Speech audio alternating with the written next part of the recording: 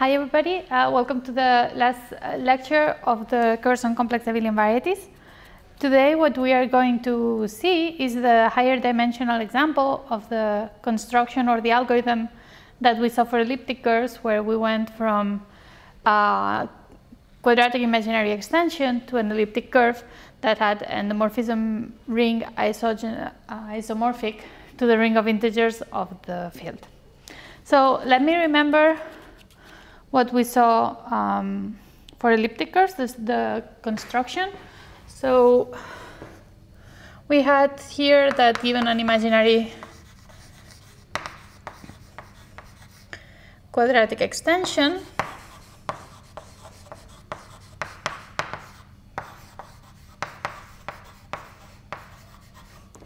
there was a way of obtaining a lattice. This was with the table that gave us tau of d for every d, representing an imaginary quadratic extension. And then from the lattice, we went to a numerical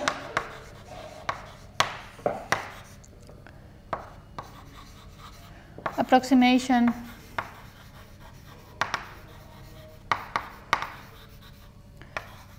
of the elliptic curve associated to the lattice. This we did with the formula that we had for the Legendre coefficient lambda in terms of the theta functions. And from here, we went to an exact model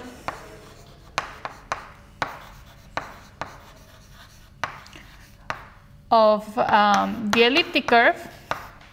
And this step here, we did it with two steps. The first was to compute the J invariant associated to the approximation of lambda we got from the previous step, and then using the known result that the J invariant of a CM elliptic curve is an integer, then we recovered the exact model when we had enough precision on the computation of lambda.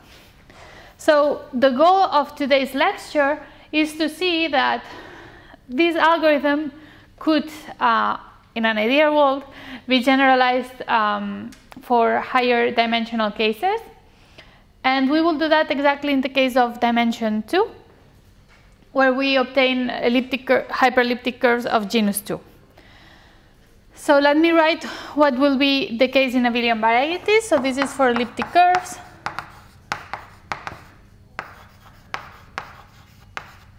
Remember that these are abelian varieties of dimension 1. So now for abelian varieties of dimension G, the steps will be the following. So the imaginary quadratic extension becomes a CM field. We will give a formal definition of what a CM field is in a moment, but it's basically the quadratic imaginary extension of a totally real field. So when this case is the case where the total field is just the rational numbers. So we have a CM field. So from the CM field, with the CM method that we will explain too, we obtain a lattice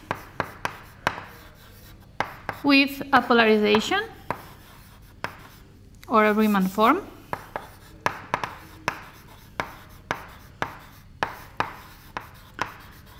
And that simply means that we have an abelian variety. Here, the lattice was enough to represent the elliptic curve, which is an abelian variety of dimension 1, because we know that every lattice gives us an elliptic curve.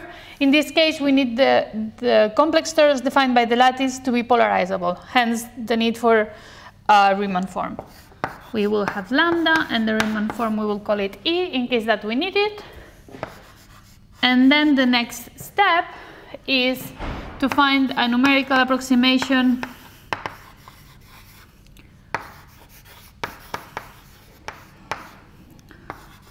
of a curve C such that the Jacobian of C is isomorphic to the complex lattice quotient by the given lattice, lambda, and hopefully we can finally use this to obtain an exact model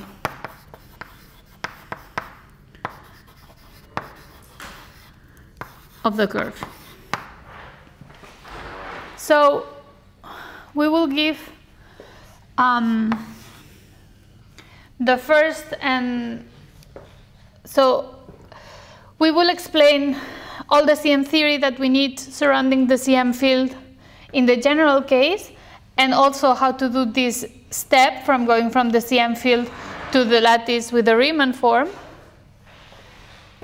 And then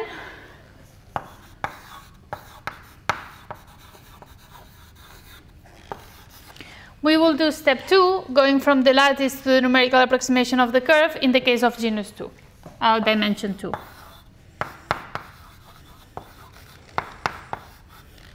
And finally, we will discuss a bit what one would need to be able to do step 3, but we won't go into the details of it because that would be a whole other course. Okay, so let me start with the CM theory and the definitions in relation to the CM field.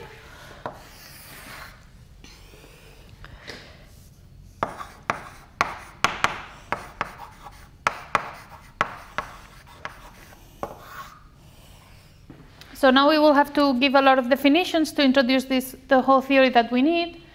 And I invite you that while we do that, you try to work at the same time the dimension 1 case. The result at the end should be something that is in the lines of the table that we used to go from the imaginary quadratic extension to the lattice lambda by choosing tau of d. Okay, so definition. Sorry, CM field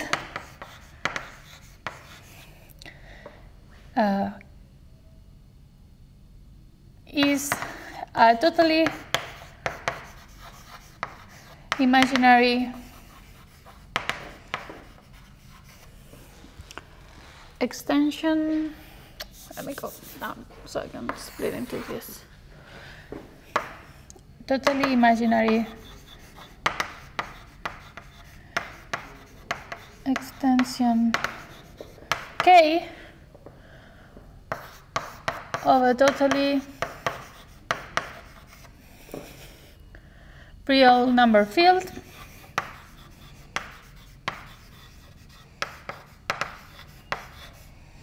K0, and it has even degree which will just be twice the degree of the totally real number field. And in fact, the CM fields of degree 2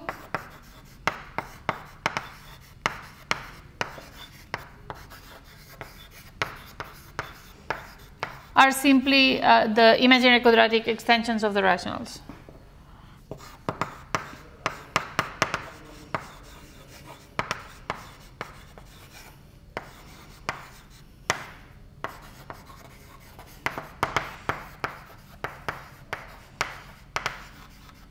This is great. This is just confirming what we were saying just a moment ago in the diagram, that in the case of dimension 1, what we had on the leftmost side of the algorithm was imaginary quadratic extensions, which this is telling us that it's what a CM field would be for dimension 1. So the CM, by the way, I'll just write it here. CM means complex multiplication.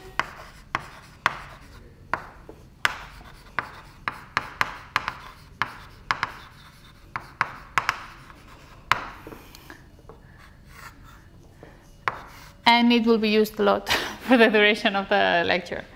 And I will explain a bit what we mean with complex multiplication when we get to abelian varieties. But it's, again, what we saw in the case of elliptic curves, that our abelian variety has a lot of extra endomorphisms. Okay, so first a proposition. Yep.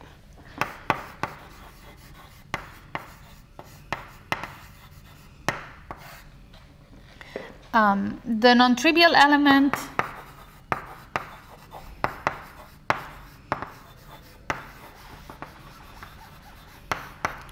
kappa of the automorphism group of K over K naught satisfies that doing phi after kappa is the same that doing complex conjugation after 5 for all phi in the group of homomorphisms between K and the complex multiplication. And basically what we want to say is that we will treat this element of the automorphism group of K over K naught as just complex multiplication. We will identify it because of this equality. So we call,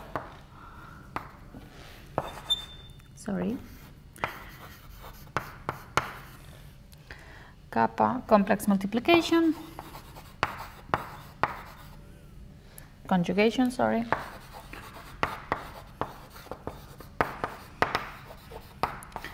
and denote it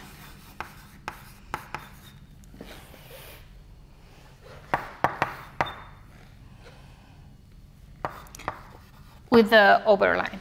So basically this is just a formality so that whenever we write phi with the bar, it's clear despite not indicating if we are composing it before or after.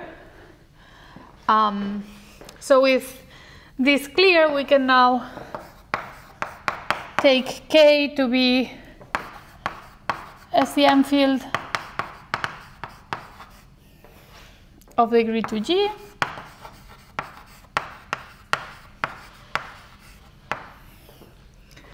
And we define a CM type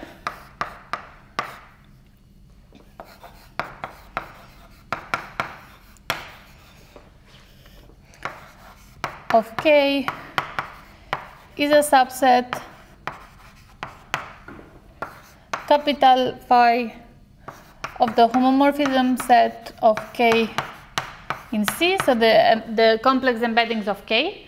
We have that there are exactly 2G of these because we said that a CM field is a total imaginary extension, which means that all the embeddings go into the complex numbers, there's none that goes into the real numbers. So we have that this is a subset of the home K that satisfies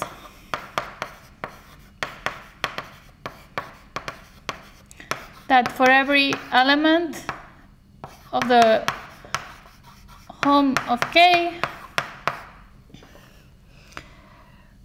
an element belongs to the CM type even only if its complex conjugate does not.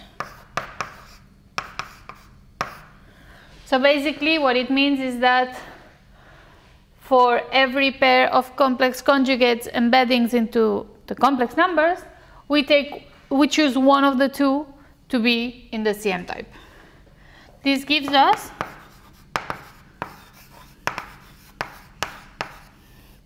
two to the G possible CM types for a number field.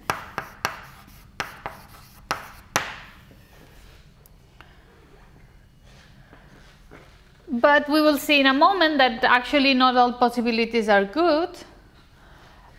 Let me go to the other side for this.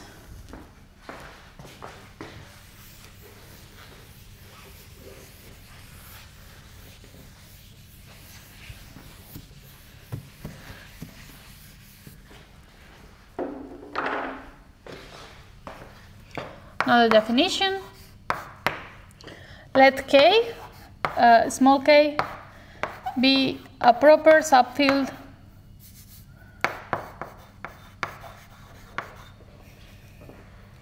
CM subfield of K, of capital K. So by this what I mean? By this I mean something that it's a subfield and that it's not K. And we take a CM type associated to this CM subfield and denote it by capital phi with the subindex of the field. Then the CM field of K induced by the CM field of the subfield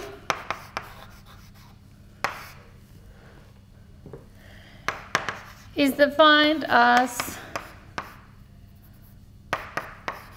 the elements in home K C such that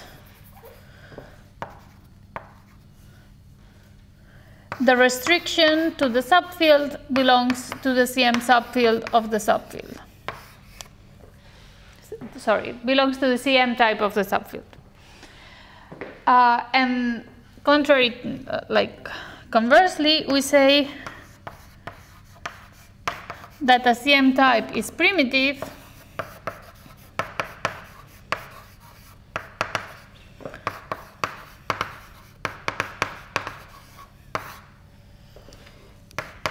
if it is not induced by any CM type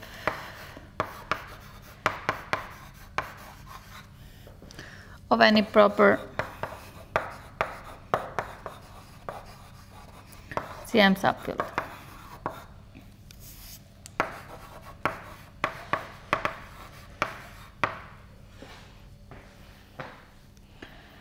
And finally, two CM types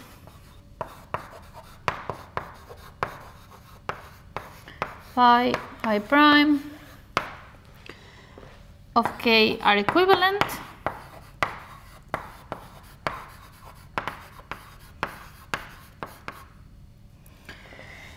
if there is sigma an automorphism of K such that precomposition by sigma sends one CM type to the other.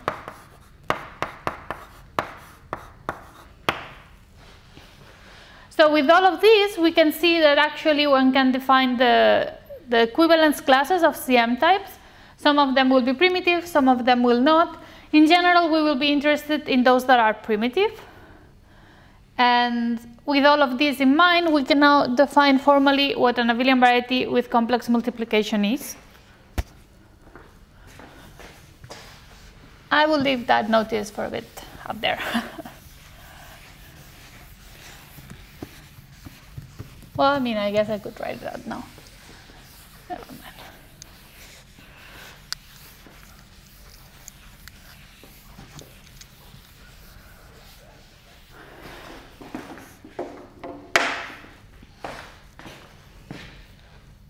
So,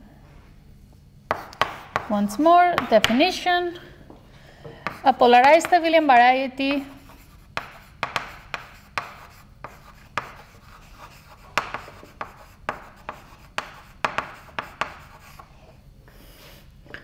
with complex multiplication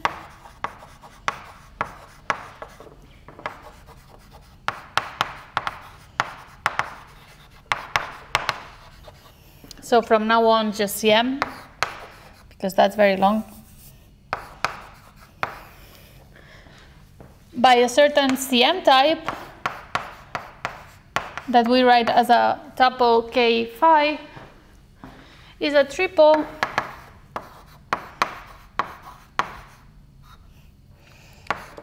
X lambda iota that satisfies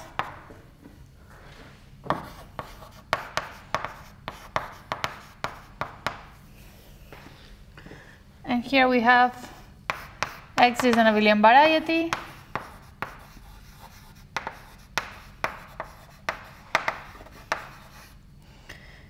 over C of dimension G. Notice that the CM field had degree 2G, so the dimension of the abelian variety is given by the degree of the CM field that we take initially. Then lambda is a polarization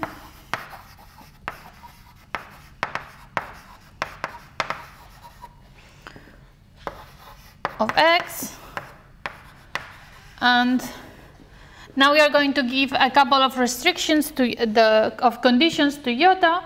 The more important one is the first one. The second is more a technical result that in practice we won't look into, but for sake of completeness I will write it for correctness. So now iota is a ring homomorphism that goes from K to the endomorphism algebra of the abelian variety.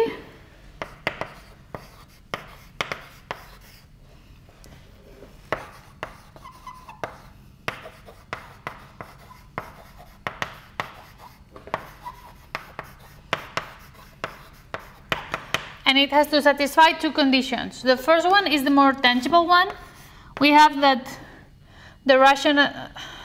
the analytic representation of the image by iota of an element of K. So iota takes an element of K, gives us an endomorphism of the abelian variety, and then we can take either the rational or the analytic representation. So the condition that we have here is that the analytic representation as a matrix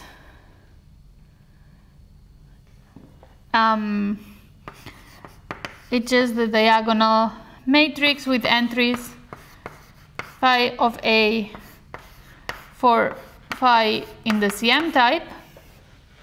And here, of course, now we have to fix an order on the CM type, but again, it will, like, the order is not really relevant for the final result. And the second one says that the Rosat involution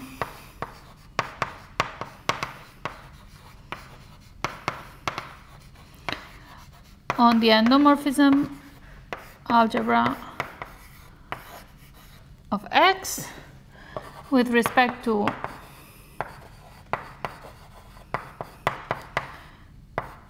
lambda extends complex conjugation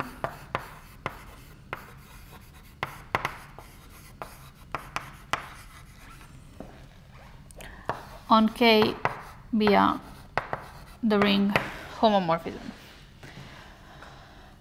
So basically this second sentence, what tells us is that iota behaves nicely with the polarization that we have given the abelian variety.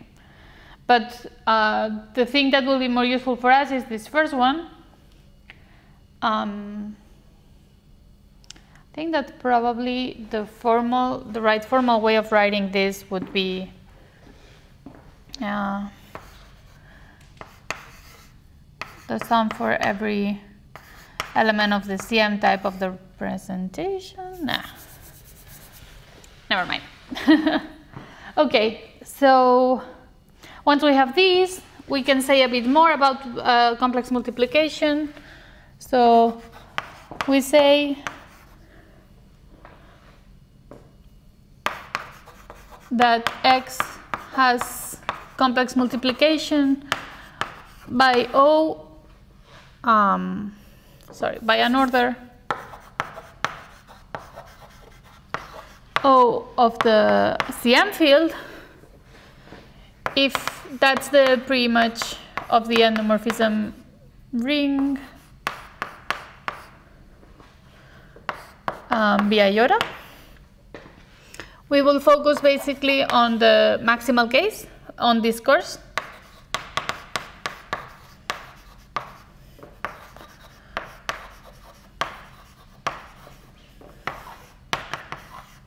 And if I'm not mistaken, you might see some non-maximal examples in Stefano's course. Okay, so some things that we can claim about this abelian variety with complex multiplication. A polarized abelian variety. From now on, I will write PAV for for polarized abelian variety, because otherwise it's very long. Let me write it one more time.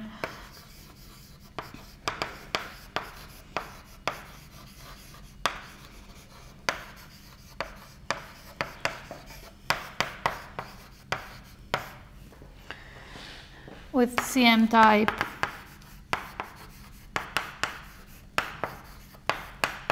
K phi is absolutely simple.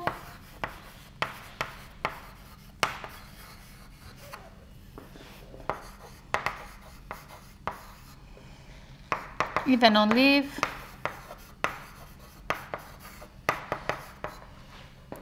the CM type is primitive. I realize now that technically we haven't defined what we mean by absolutely simple in the course. However, you will see the formal definition on Stefano's course. But basically what it means is that the abelian variety cannot be decomposed in smaller dimensional abelian varieties, be an isogeny.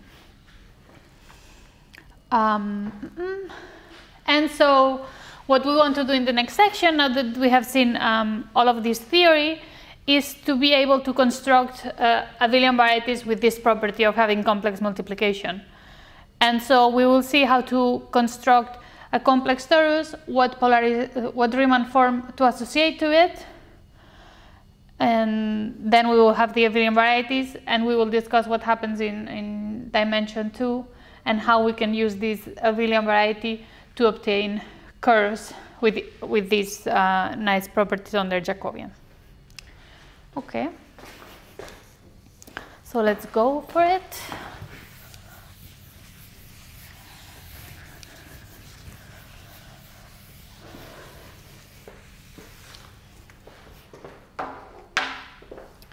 Section 2,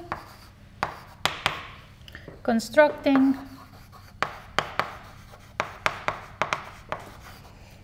abelian varieties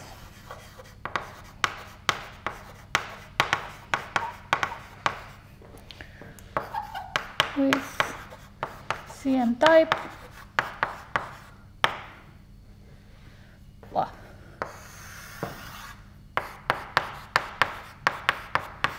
And that's the CM type, didn't fit. Okay, so as before, we will fix K to be a CM type of degree 2G,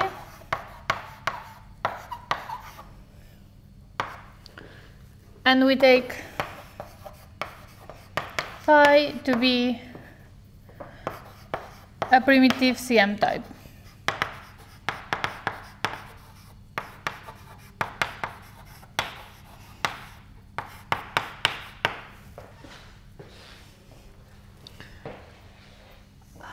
Take also, I will denote it as B underscore, an ideal in the ring of integers of K.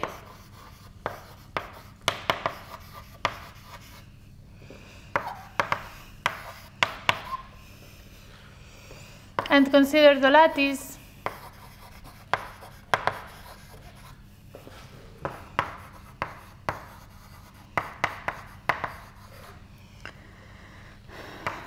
we denote it as capital pi of the ideal B, and it's just taking the vectors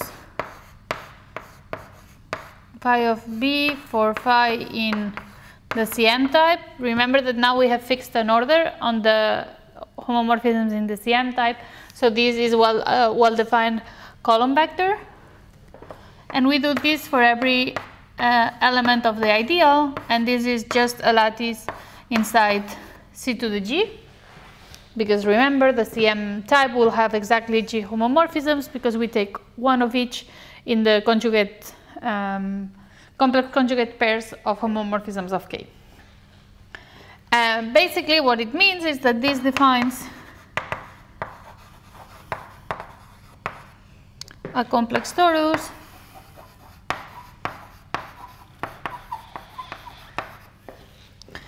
X C to the G quotient by this lattice that we just built. What we would like to say is that this complex torus is actually an abelian variety, and to do that what we have to do is to give a Riemann form associated to it. So let us consider the following theorem.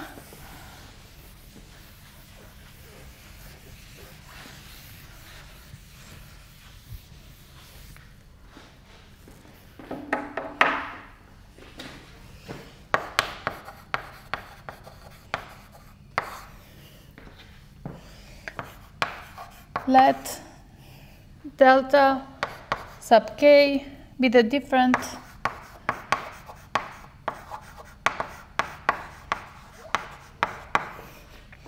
of k, and let b underscore be an ideal in k such that the difference times the ideal times the ideal's conjugate is principal generated by B. Suppose that there exists a unit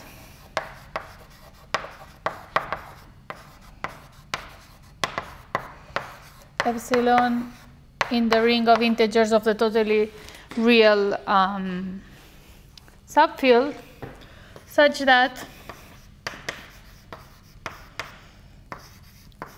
E times the generator of the principal ideal B is totally imaginary.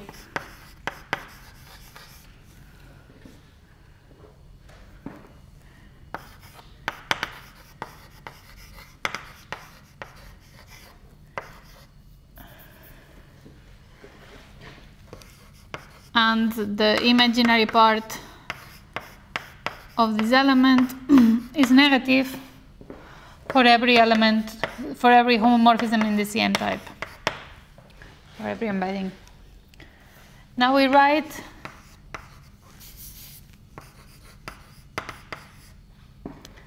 as zeta the inverse of this element. Then the bilinear form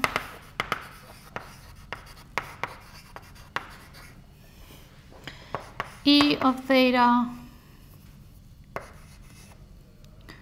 of x y equal to the trace of k over q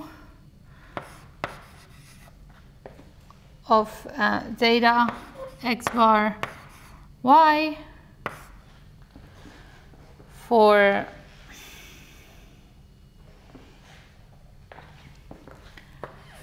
x y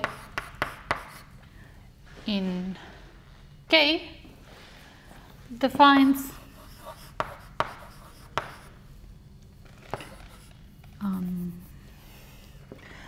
a Riemann form, or induces actually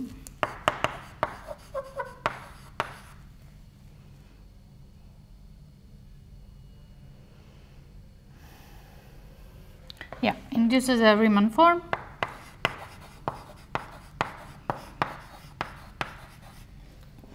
on the complex torus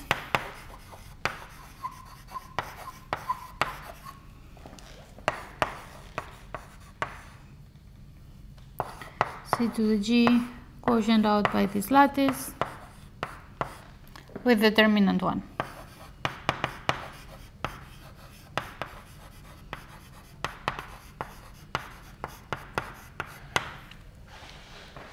Okay, so this is just a technical result that basically what tells us is that there is a way of generating a Riemann form associated to the given complex torus. So elements x, y in the field will just be embedded into the C to the G by taking, as we did for the lattice, the vector column that has all the embeddings on the CM type evaluated at the point that we have chosen in the field. So this is how this induces the Riemann form, and this result tells us that this is basically a principal polarization that we can associate to this complex torus. So as a corollary,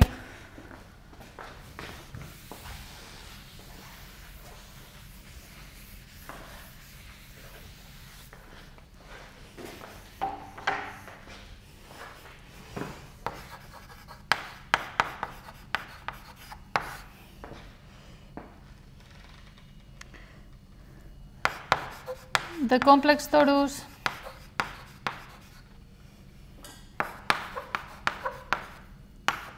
C to the G quotient out by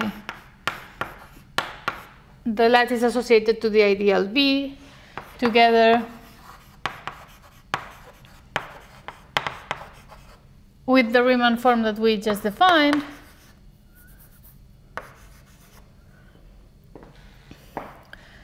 is principally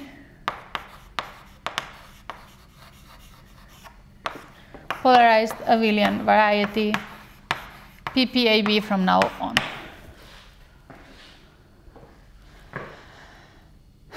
And lastly, because our end goal is to be able to give examples of curves whose Jacobian has complex multiplication, but in fact there are infinitely many such abelian varieties, what we are actually interested in is finding the isomorphism classes of these objects. So let me define when two objects built this way are isomorphic. Proposition. Two principally polarized abelian varieties phi b underscore theta. Here the CM type is the same one, but what we can change is the ideal and the element that gives us the Riemann form. Of course, actually we could take here you could change from a CM type to an equivalent one as we did before, but so that we don't have to like drag that automorphism of K to the rest of the construction, let's just start with the same CM type, and you can write the details if you want to think how this changes when we take an equivalent CM type on the second polarized abelian variety. So we have that these are isomorphic if and only if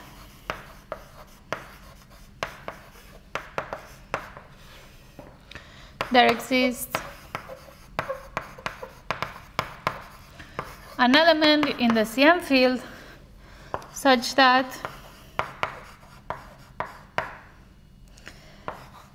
sends one ideal to the other and basically sends one polarizing inducing element to the other in this form. So with all of this theory, what I usually call the CM method, or what the literature calls the CM method,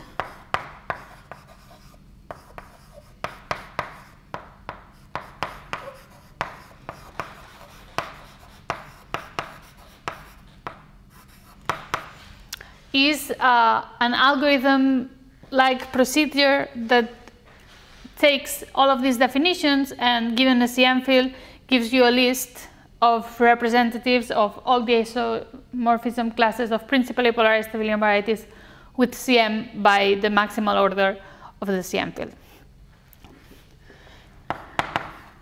Let me write that. Is an algorithm that, given a CM field, okay,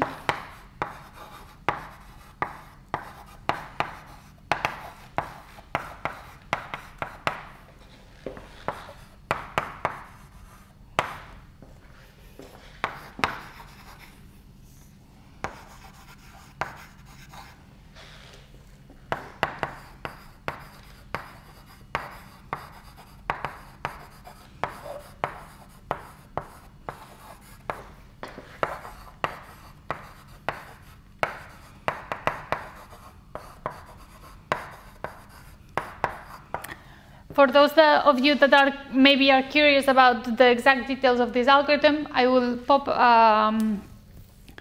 a reference on the platform. But the idea behind it is that it's a matter of looking at what union units we have available in the CM field and in the totally real subfield, and then being sure that we enumerate every possible element that is not isomorphic by this definition. So to finalize this section, just a comment on period matrices of these complex torus.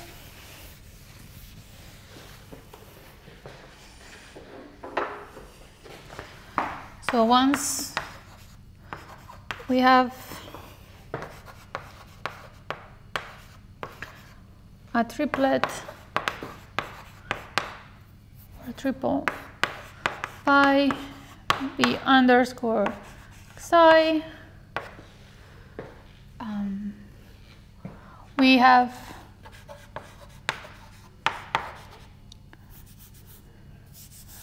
can take a basis of the ideal, an integer basis of the ideal, say B1 up to B2G,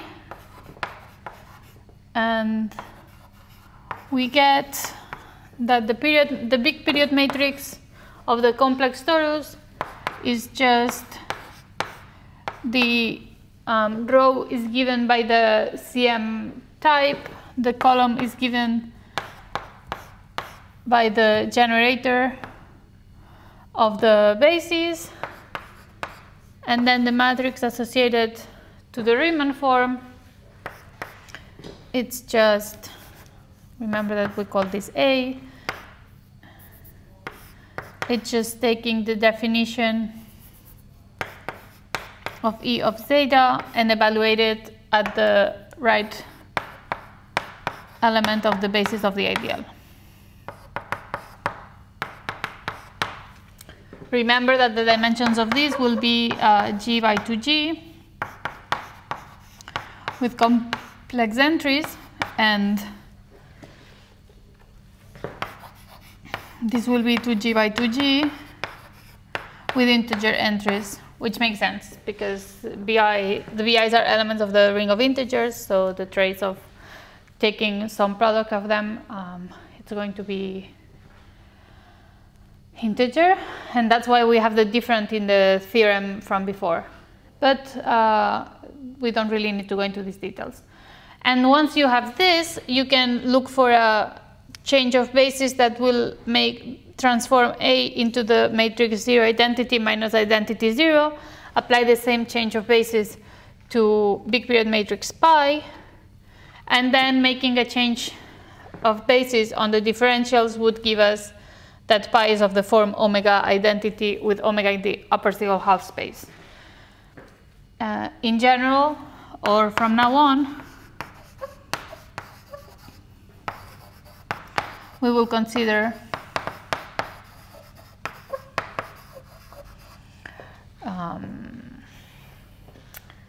that for this space that we are taking, we will just go to an isomorphic model where we have the small period matrix. So for the next section, what we are going to do is have a look into what I call the inverse Jacobian problem.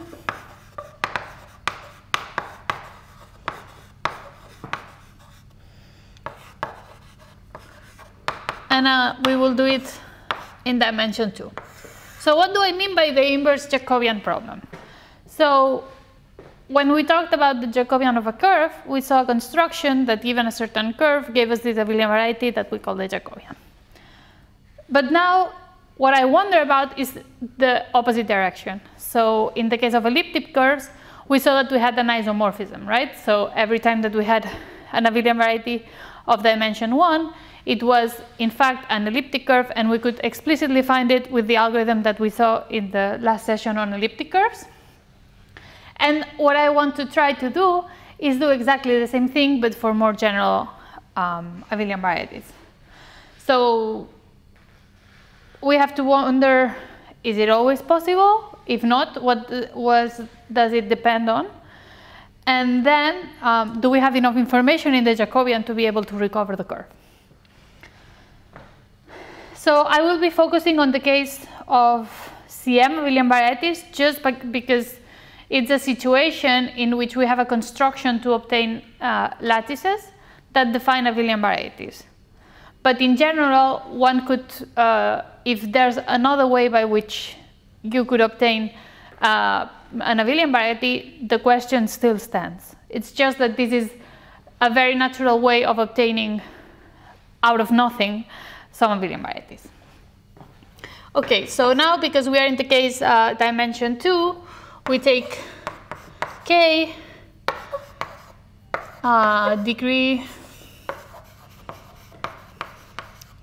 for CM field. We take capital Phi, a primitive CM type,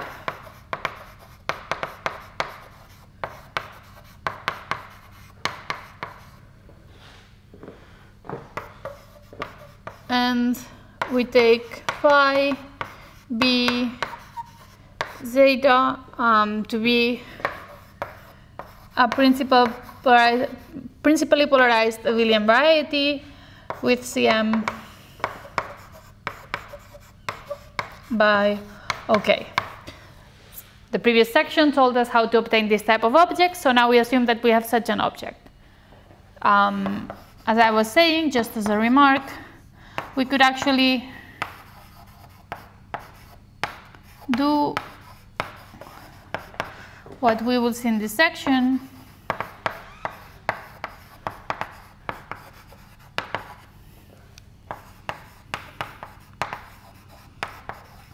For any principally polarized abelian variety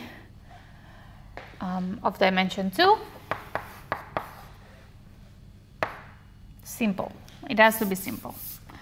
Any simple principally polarized abelian variety of dimension 2. The CM method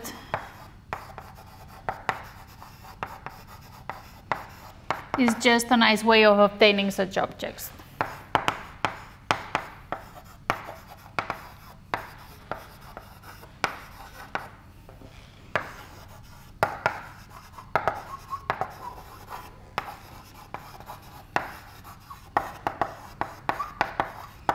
And in some cases, using the CM method gives us some extra information about the endomorphism that might be relevant, although that's not the case for genus equal to.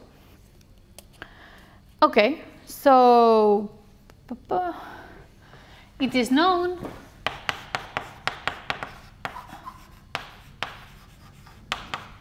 that every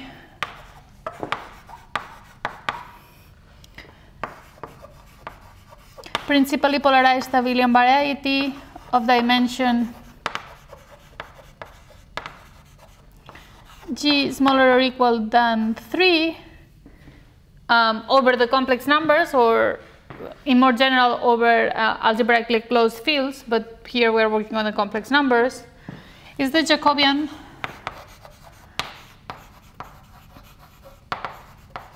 of a curve of genus G.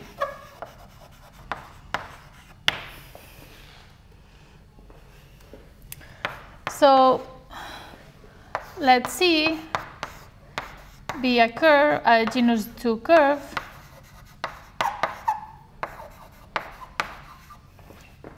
such that the complex torus given by this principal, that gives us this principally polarized abelian variety, is isomorphic to the Jacobian of C.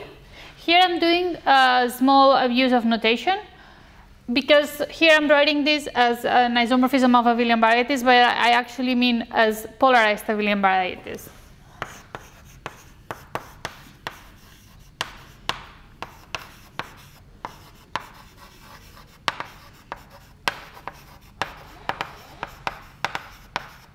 So on the left side, I have the Riemann form. On the right side, I have the natural polarization of the Jacobian of a curve.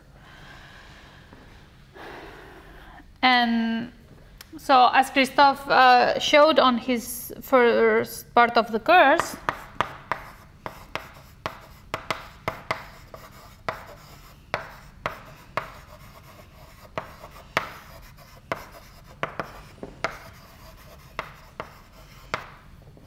we have that C is a hyperelliptic curve.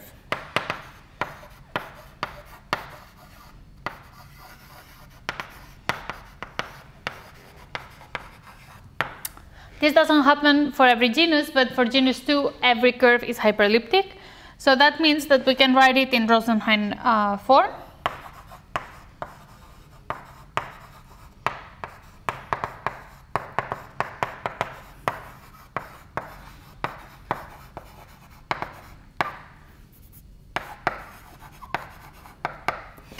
And that I just do y squared equal, and this is the equivalent for genus 2 of the Legendre form in elliptic curves.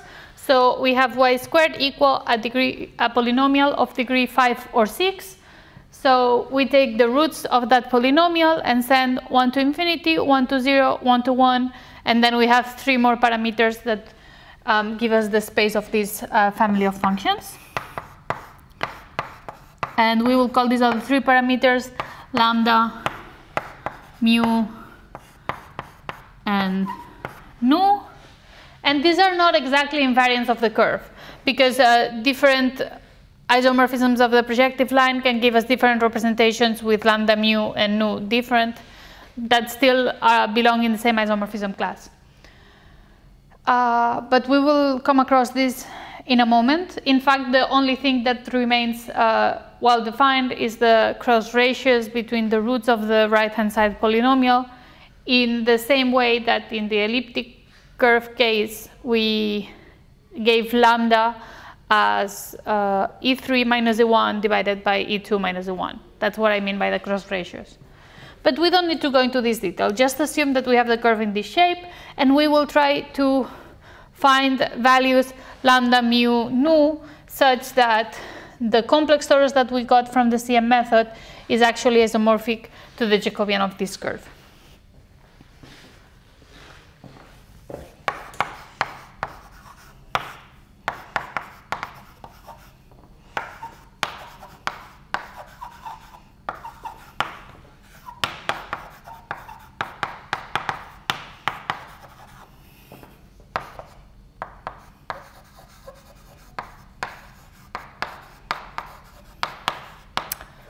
And I hope that all of this sounds very familiar, because this is actually just the generalization of what we saw for elliptic curves at the beginning of the course.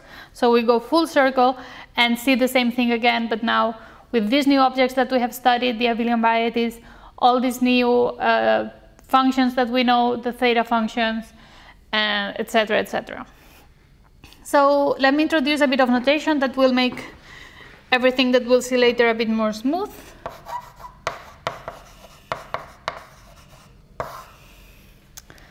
So let me call this polynomial f of x, the right-hand side of the Rosenheim form of the hyperelliptic curve. And then for t, a complex number such that f of t is equal to 0, we call the point P with x coordinate equal to t, y coordinate equal to 0, a Weierstrass point of C,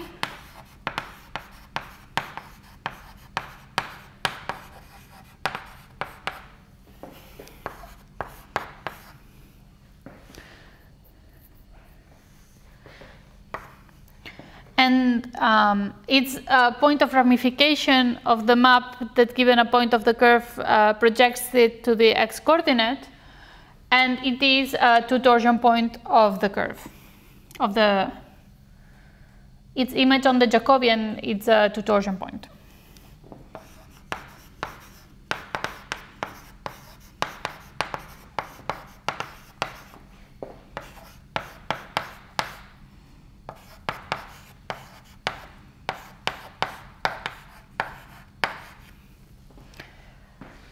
If you're curious to why this point is a two torsion point, I invite you to look at what the divisor of x minus t is in the curve and how that translates via the Abel-Jacobi map into the function. Here, I should say that we are taking alpha to be the Abel-Jacobi map with base point one of the bias stress points.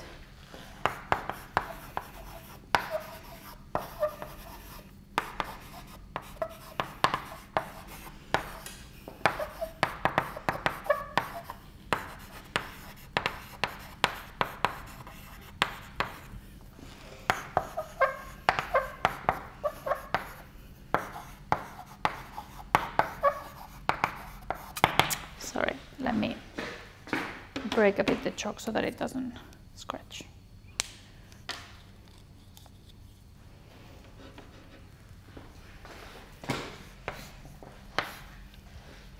Okay, and next we will give a bit of notation that will be useful. So, as you may be expecting, we will actually use the theta functions as we defined them in the last session, and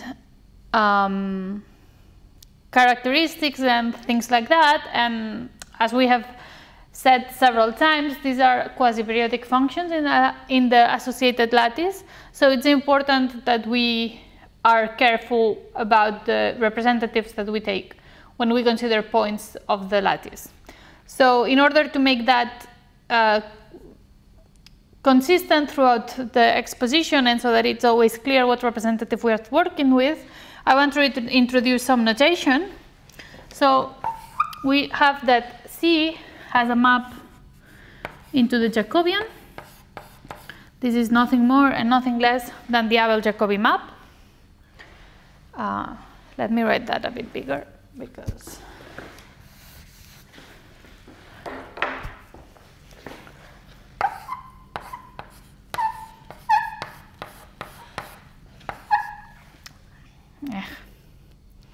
and this Jacobian, it's actually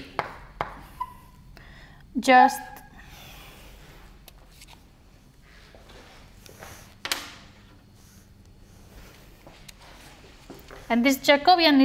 this complex torus that we have constructed, that we can write in terms of a single upper half space matrix. Wait, this is not going to fit here.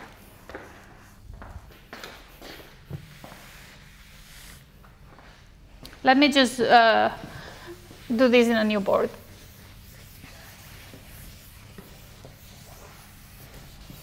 And we'll do it big so that it's clear.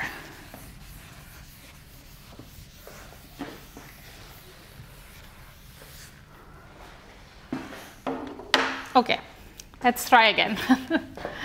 We have C, a curve. It maps B alpha to its Jacobian. And its Jacobian, it's simply a complex torus for omega, a period matrix of the single upper half space of dimension 2. And now from here, we can just take a map that it's an isomorphism to R to the 4 quotient out by Z to the 4 that I will denote by an underscore. And well, this just takes the point to the image by the Abel-Jacobi map of the point, so that's okay. And this map, I want to give it is an isomorphism, so I can actually define it by giving how it goes in the other direction, so to an element x. And remember that the vectors of length 2g, we could see them as a pair of elements with the first and the second half, while this we map it to omega x1 plus x2, And this is actually well defined, because remember that our big period matrix satisfies the condition that pi bar is a non-degenerate 2G by 2G matrix. So basically, the way of going from here to here is by using that matrix to go from one side to the other. But I would leave the details for you. I think that just seeing it this way is intuitive enough, and it should be clear. And so now from here, we will say that when we use the tilde on top, we are taking a representative. And we do so by going to the representative that has entries between 0 and 1, where the 0 is included in the 1 is not. Sorry, 2G here it's 4. And I will abuse a bit notation, and whenever it's clear that we are working with a composition of these maps, I will just use the notation for the last map. So for example, when I write abuse of notation,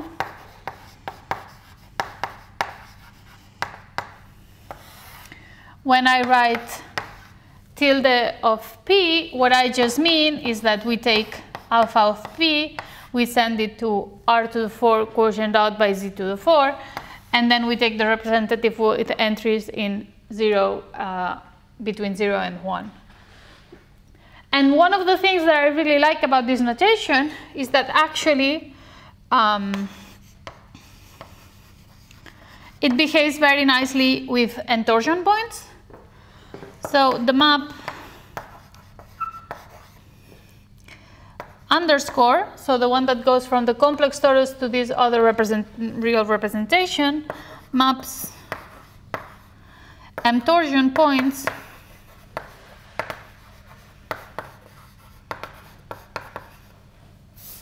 or the entorsion of the Jacobian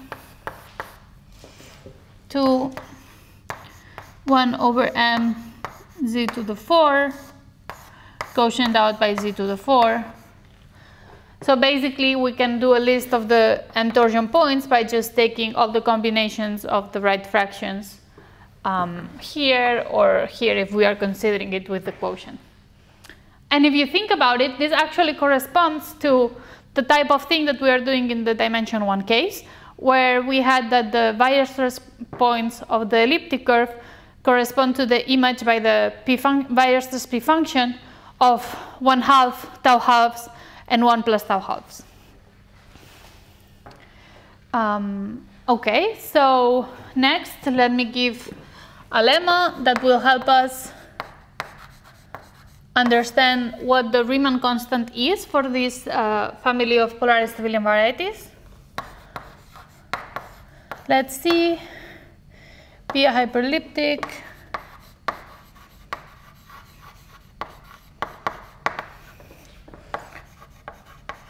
curve, then the canonical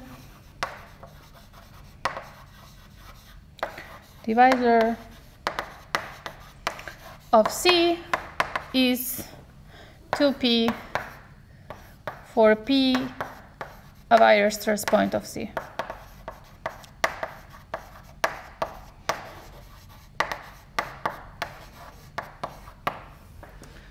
And why do we care about the canonical divisor of C? Well, in the previous lecture we saw a result that said that the Riemann constant is closely related to the image by the Abel-Jacobi map of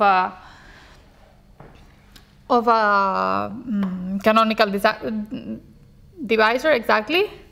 Therefore, as a corollary,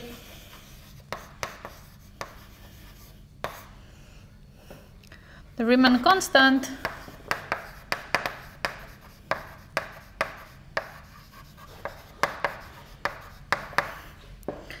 delta of J of C associated to the Abel-Jacobi map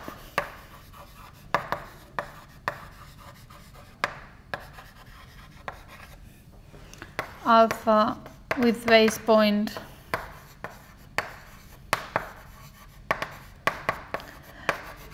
a Weierstrass point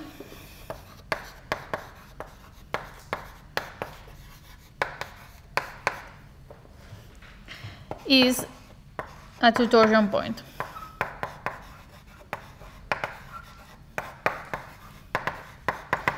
And as proof, I'll just recall the result that we saw. We had that twice delta is equal to alpha of kappa for kappa canonical divisor. So now if we take kappa to be 2p, for p the base point of alpha, this side is 0, so we get that delta is a two torsion point.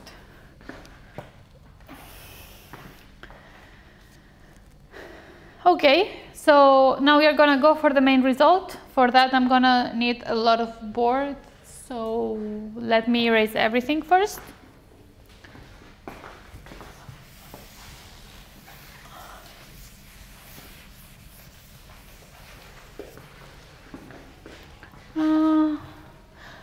Let me leave the notation up there in case it's helpful for us to have it in sight.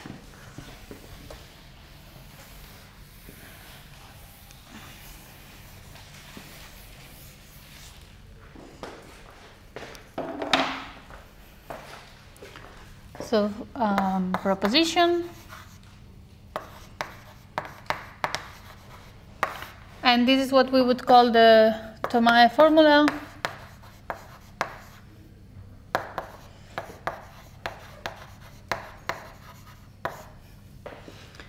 Here we have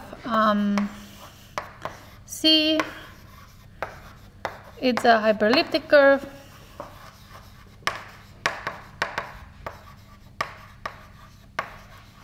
Over the complex with the Rosenheim model given by lambda mu nu.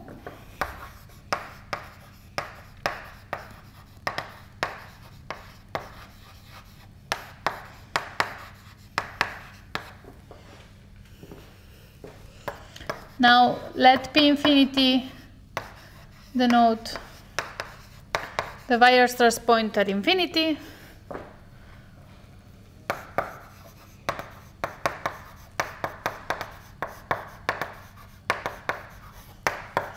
Jac of C is the Jacobian.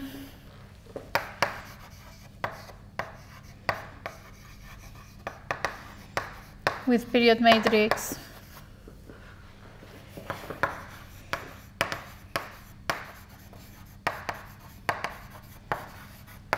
In the Siegel-Appel half space. We are in genus 2, so we can just take H2. Now for zeta and eta, different elements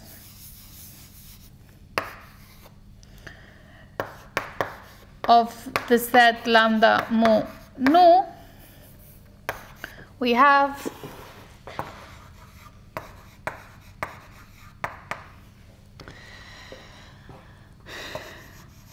that zeta is equal, let me start all the way to the right, to the exponential of 4 pi I times p zeta tilde minus p1 tilde sub 1 p0 tilde sub 2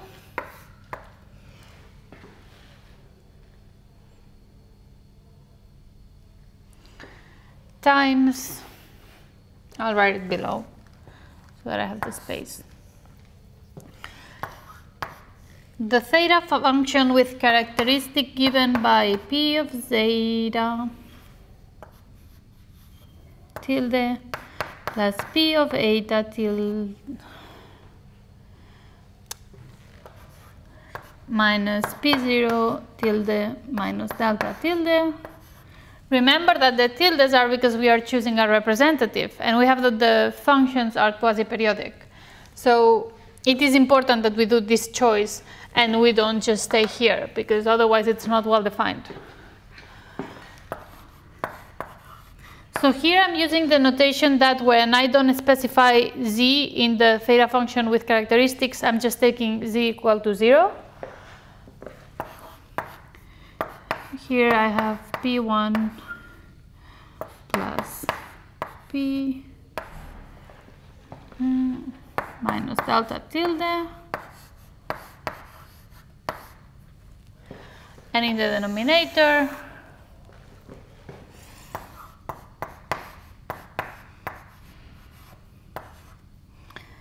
plus p of the other minus p0. Sorry, no. Here it's just minus delta.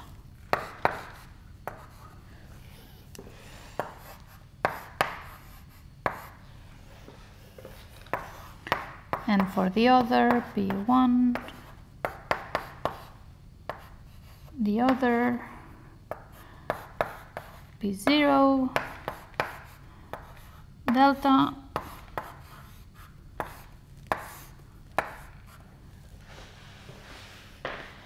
okay, this is a mouthful. What we are going to see now is that actually this is just a consequence of Siegel's theorem that we saw in the session on theta functions. So let me bring that theorem up.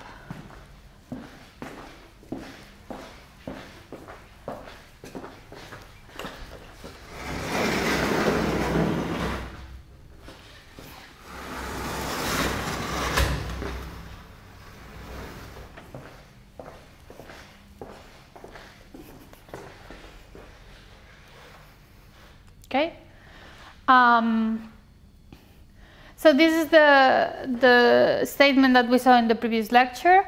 So we have all the right settings, and then the theorem says that if we take a certain function that has a certain divisor, then we can write the image of the function by the divisor in terms of thetas times a constant that does not depend on d. So if we choose two different divisors and consider the division of both, this unknown disappears and we just get thetas. I told you in that lecture to try and write the same result in terms of constants, of theta functions with characteristics, and here I have the solution for you. Basically what we have is that the automorphy factor that appears from switching between theta functions with characteristics and without ends up being the same on the numerator and the denominator. In fact, what we get is that it does not depend on d, so it can actually be absorbed into the constant e. So this e would actually be a different constant with respect to this one.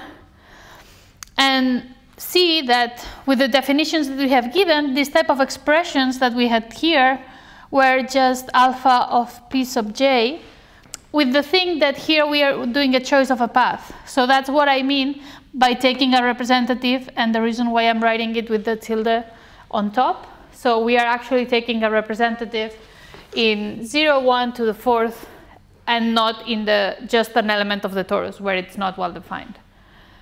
And here I'm also doing a bit of abuse of notation because these two conditions maybe are not exactly those representatives, because remember that we have this condition. But in practice, it's not really relevant, or it's not worth it to go into that detail right now. But once we have this, if we look back to this other side, we can see now two blocks.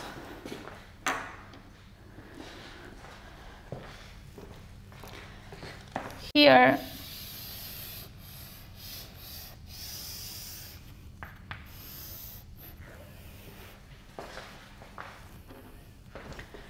and here,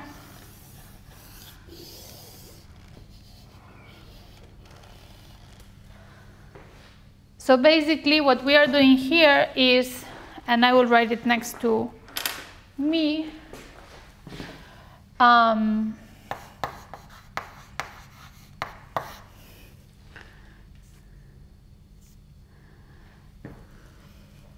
we take the function to be just taking the x-coordinate of the point, and it satisfies that the divisor of this function is 2 times the point over 0 minus 2 times the point at infinity. And we consider the divisors.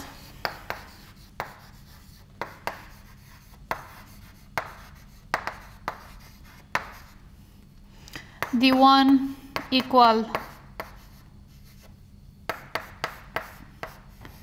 the one with the 2 subindices that we have chosen, and D2 P1 plus the second one. And then,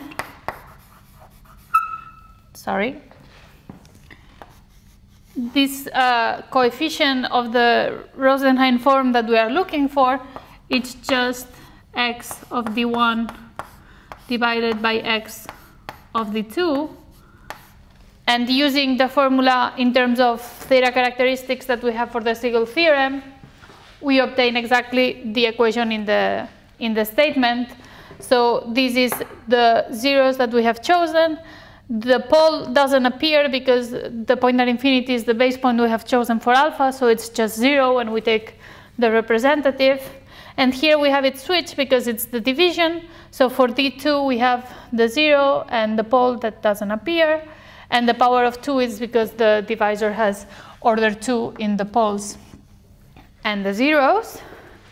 And basically this theorem is what allows us to go from the lattice to the curve. What we will in practice, what we need to be able to use that, or this formula, is to be able to identify these elements of the complex torus, or these representatives of points of the complex torus. And if we are able to do that, then we can just use this formula to recover the Rosenheim model. Okay, so let me get rid of this again.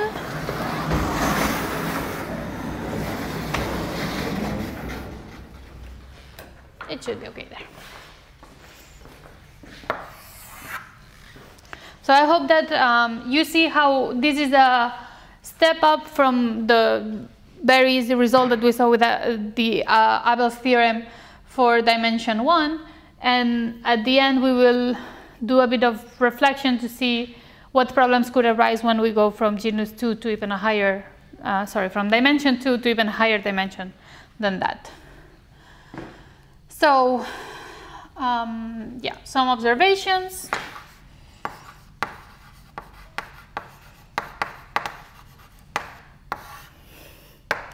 First, we have that the image of these points, alpha of pi, it's just two torsion points of the Jacobian. We saw this a moment ago, but let me just rewrite it.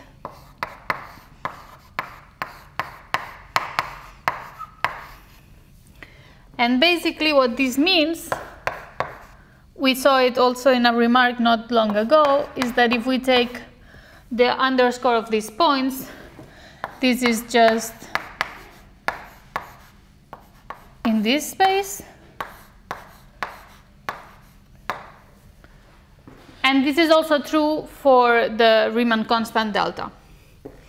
And the second thing that we have is that by the Riemann vanishing theorem,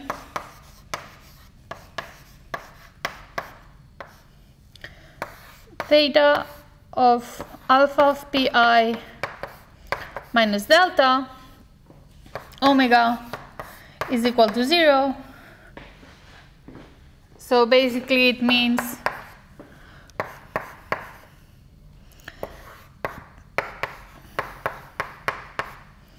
that pi minus delta is equal to 0. And here's something that is very characteristic to this dimension. This identifies exactly the characteristics P0, P1, P lambda, P mu, P nu. Why? Because there are only 6 half integer characteristics that vanish in this situation, which are exactly the ones that we are looking for. So we can identify the values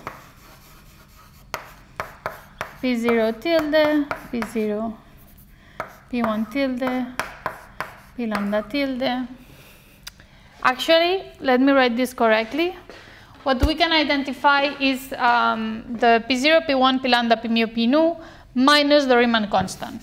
It doesn't really matter because we only have 3 points, and because of the two torsion, adding delta everywhere is not really going to affect the final result.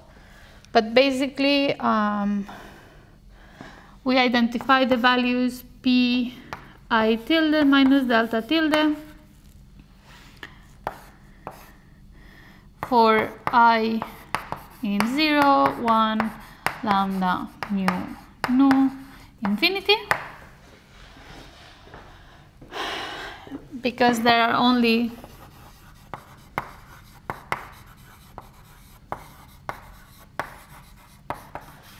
six vanishing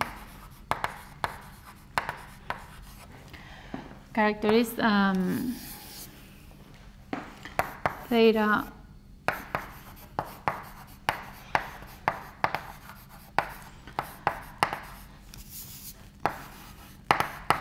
with half integer characteristics.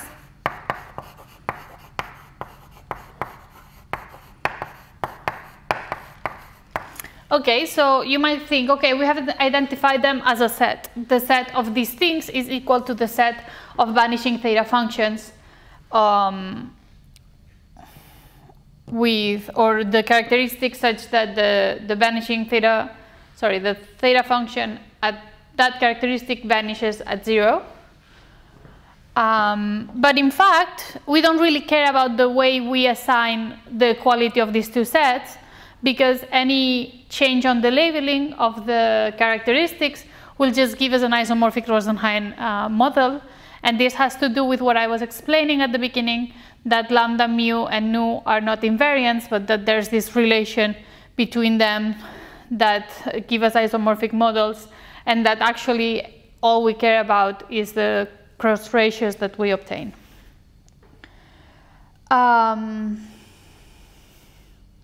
Yeah, so with this, I think I'm going to end the theory. Just some parting thoughts about the type of algorithm that we have seen. First, this gives us an algorithm because, let me write the algorithm actually.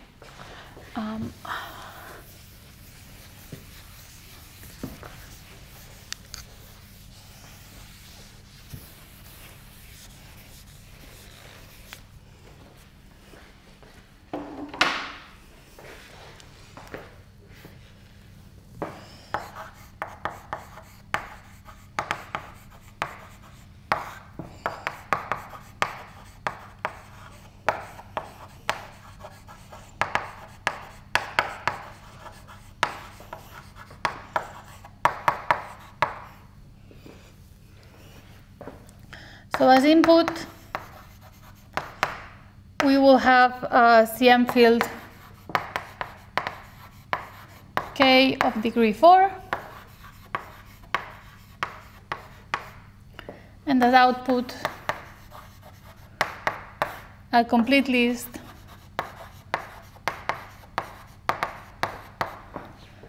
of triplets lambda, mu, nu, determining genus 2 curves.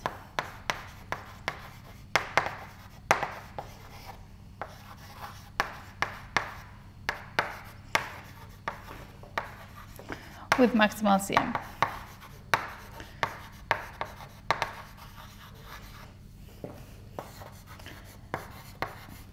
And here, this is a bit of an abuse of notation. What has CM is the Jacobian, not the curve.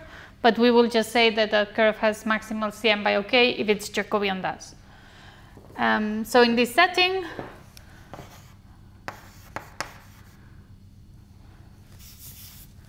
we have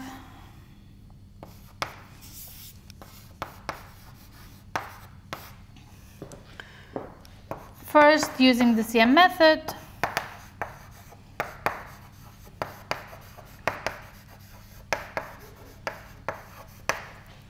we obtain a list of all isomorphism classes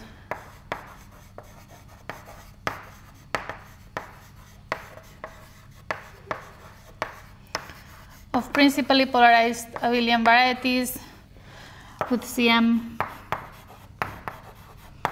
by OK as the CM type, the ideal, the element that gives the polarization. Now, for every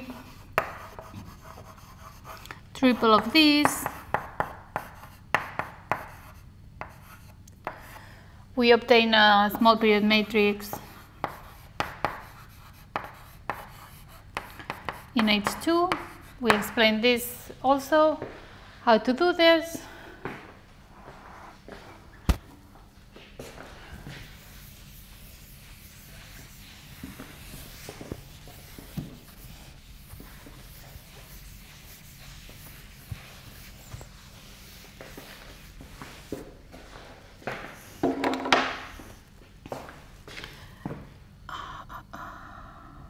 This is step number 2. Step number 3, compute the set capital theta equal the vectors in 0, 1/2 to the 4th, such that theta at the constant x, omega is equal to 0.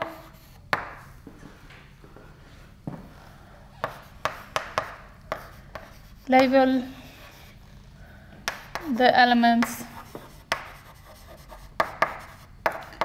in theta, and basically what we would have is that theta 1 or theta I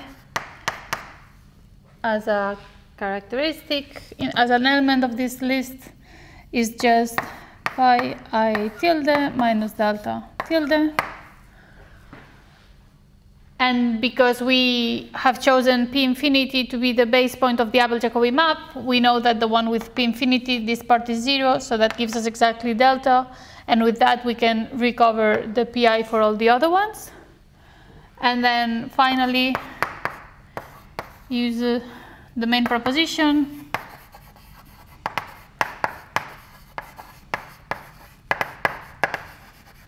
to obtain lambda, mu, and nu.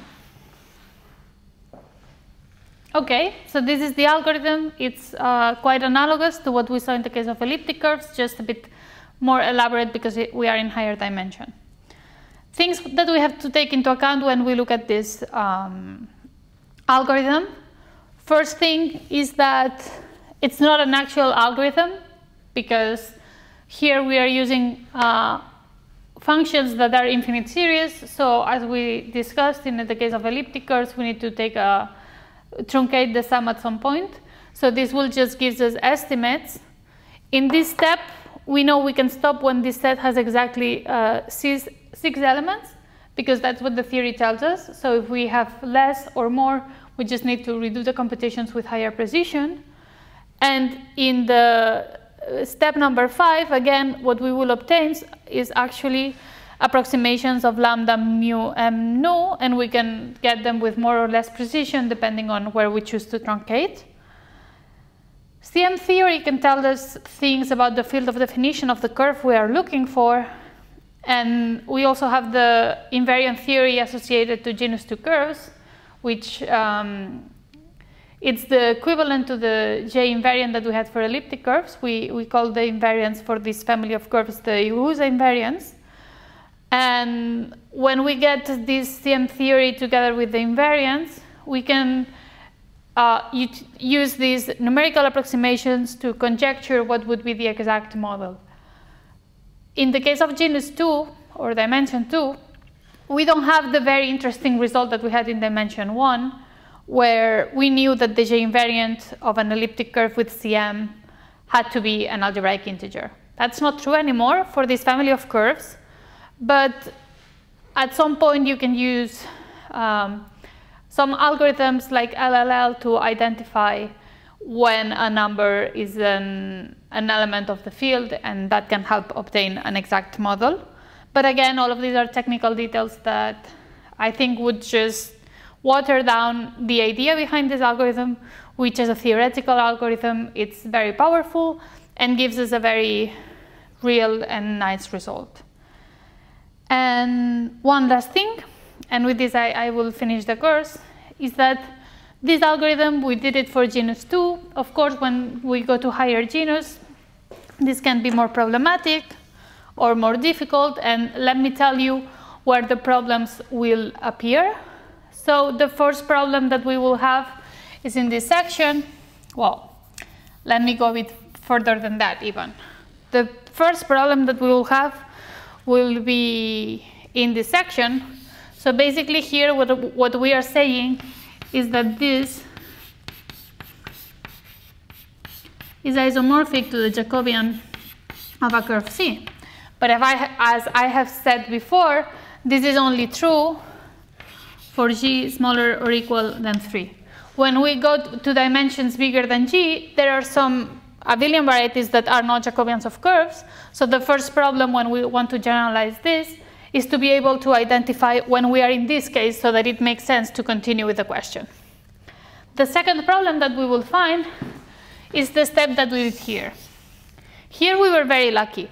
We could just compute the zero locus of the theta functions in the set of two torsion points of the complex torus, and it gave us exactly the points that we want. In a more general case, we will have zero locus much bigger, and then we will have to go into the geometry of the curve to see if we have enough information to still identify the points on the Jacobian without having the curve itself. And this has been done successfully for hyperelliptic curves in genus 2, as we have seen, and 3, and for some superelliptic curves, which are curves of the form y to the m equal a polynomial. So as you can see, not too far away from the shape that we are using. And this m will just make that we are not in half integer characteristics, but other terms. So I think this is everything that I wanted to say. Thank you for your attention, and I'll see you on the platform to discuss any questions that you have.